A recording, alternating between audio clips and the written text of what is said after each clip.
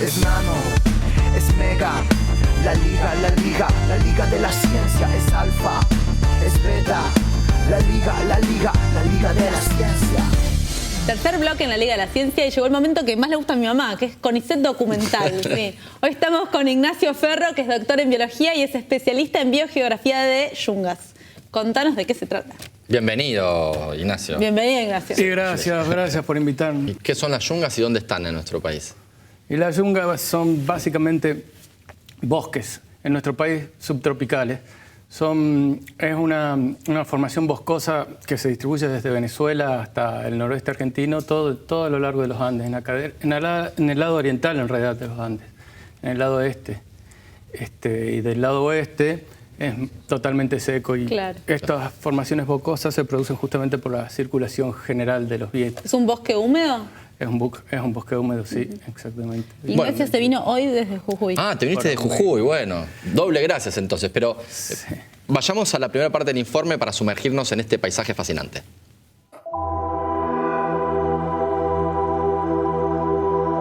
Las yungas del noroeste de Argentina están entre la zona que circunda al trópico de Capricornio y a nivel global las zonas cercanas a los trópicos son áridas. En esa franja latitudinal es que encontramos el desierto del Sahara y en Sudamérica los desiertos de Atacama. Las yungas vienen a ser una excepción. ¿Por qué? Porque particularmente durante el verano la llanura chaqueña se posiciona más frente al sol, digamos, atrae masas de aire húmedo y acá al chocar con las montañas se elevan, al elevarse pierden temperatura y eso hace que el agua precipite. Ese exceso de humedad genera un exceso o una mucha mayor productividad vegetal comparado con todos los ecosistemas que la circundan.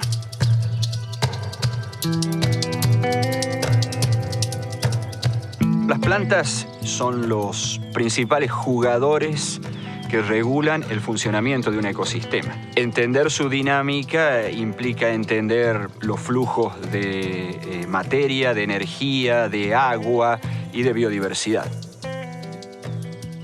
Tenemos algunas especies del sotobosque que son, podemos decir, lo típico del neotrópico, ¿no? Especies emparentadas con el café, como esta psicotria, fructificando acá frutos de la misma familia que el café, de la familia de las rubiáceas, dispersadas por aves. Tenemos piper, el género de la pimienta, dispersada o consumida por murciélagos. ¿Cayó o salió volando? No. Está pasando por arriba. Dependiendo de la especie de murciélago, existe una interacción particular entre los frugívoros, que son muchas especies aquí en las yungas. Al alimentarse de ciertas plantas, producen una lluvia de sus semillas que las dispersan por el resto del ecosistema. Por otra parte, existen especies nectarívoras también, que son como picaflores en miniatura, pero murciélagos, que se alimentan de polen y polinizan a las diferentes especies de árboles. Existen también especies de murciélagos que son insectívoras y cumplen un rol muy importante en lo que es el mantenimiento de las poblaciones de insectos en niveles más o menos bajos.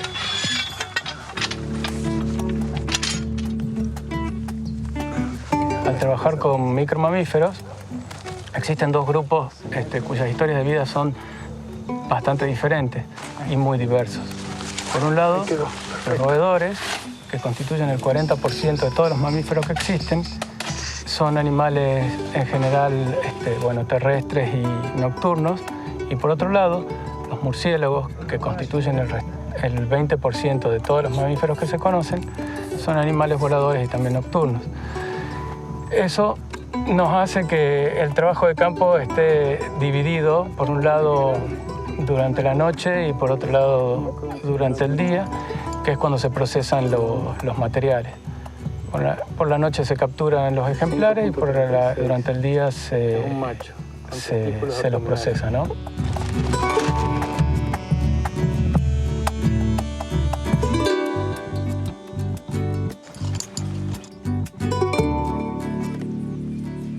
Ignacio, ¿cómo es trabajar tanto de noche como de día?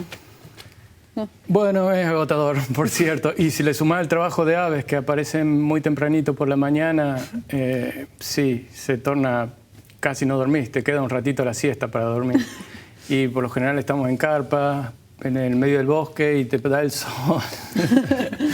¿Cuánto tiempo te quedas en la yunga cuando vas en estas condiciones en carpa? Depende, es variable, depende del trabajo que uno vaya a hacer. Hay veces que algunos viajes son de 20 días o hasta de un mes y otros de 3, 4 días y a veces vas cambiando de localidad, depende del objetivo, ¿no? ¿Y el avance de la frontera agraria pone en peligro la yunga? Sí, la ponen en peligro hasta cierto punto, porque en realidad el avance de la frontera agraria está condicionado a las partes llanas, ¿no? Más que nada. ¿Está condicionada, perdón? A las partes llanas de suelos profundos donde se puede cultivar, porque la yunga es un gradiente altitudinal muy abrupto, ¿no? ¿Hasta qué? Pasa desde los 400 metros hasta los 3.000 metros en... No sé, y la parte en peligro kilómetros. es la de más abajo, digamos. Entonces la parte, sí, y esa parte ya está prácticamente diezmada. Desde los 70 lo estaba. Lo estuvo desde los 70, ya todo el sur de las yungas, la parte de Tucumán, de las yungas, pero la selva que se llama pedemontana, que es la parte plana, ¿no? Y esa está desmontada desde siempre, digamos. Si ahí había especies que eran endémicas de esa zona, como las hay en las zonas todavía más altas de la yunga, bueno, no lo sabemos. Bueno, vamos a ver la segunda parte del informe.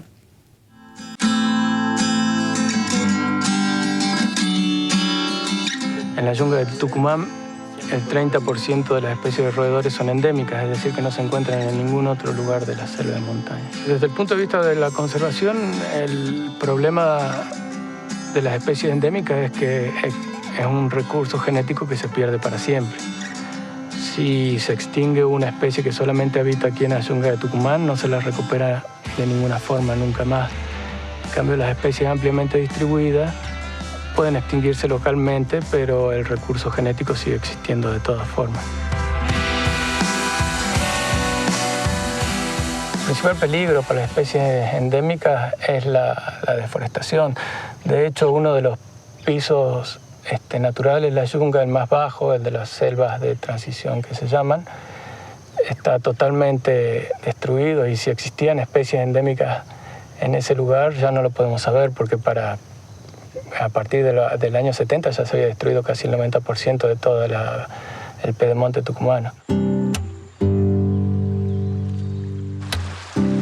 Estamos en pleno bosque de las yungas, al borde de un arroyo en el que estamos trabajando, tomando muestras de invertebrados acuáticos. Entre los invertebrados acuáticos que tenemos acá, más de 100 especies, cada una responde de una manera distinta a los cambios en el ecosistema. Entonces, si yo realizo un cambio, por ejemplo, hago una construcción de un camino acá, hay mucho sedimento fino suelto. Ese sedimento fino con las lluvias, con el viento, termina siempre en el río. Las especies que viven enterraditas, en este caso, van a ser afectadas por ese sedimento fino, no van a tener espacio para vivir y van a disminuir su número. Entonces yo cuando vaya a muestrear, sabiendo lo que tendría que haber encontrado, me voy a dar cuenta que está faltando algo. Y de acuerdo a lo que falte, voy a sospechar qué es lo que está pasando en el río. Es bien importante esto de que los bichos son centinelas de los ríos, porque si yo voy con un aparato a medir el oxígeno, y lo mido 15 minutos después o una hora después que pasó la pluma de contaminación, no voy a encontrar nada. Pero como estos bichos viven ahí, en la comunidad sí voy a encontrar una respuesta. Yo puedo ir hasta una semana después del vertido de efluentes y los bichos me van a estar diciendo si algo raro ha pasado en ese río.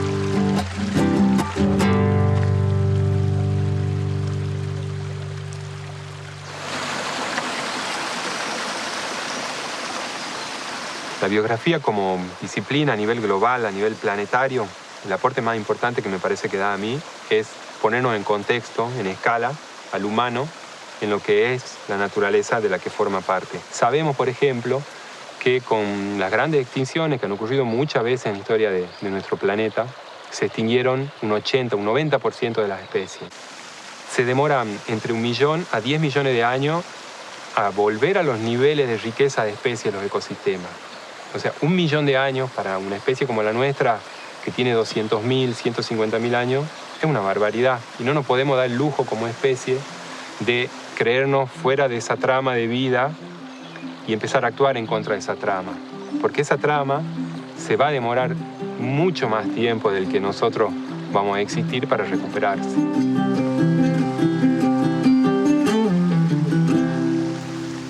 siempre un orgullo poder mostrarles estas imágenes preciosas e interesantes de CONICET Documental. Ignacio, nos tenemos que ir, nos quedamos sin tiempo. Muchísimas gracias. Te viniste desde Jujuy, así que despidámoslo con un fuerte aplauso. Che. Gracias. Muchísimas gracias por venir. Gracias por invitarme y cuando quieran vuelvo. Perfecto. Bueno, nosotros nos vamos a un corte y enseguida volvemos con más La Liga de la Ciencia por la Televisión Pública Argentina. Es nano, es mega, la liga de la ciencia es alfa.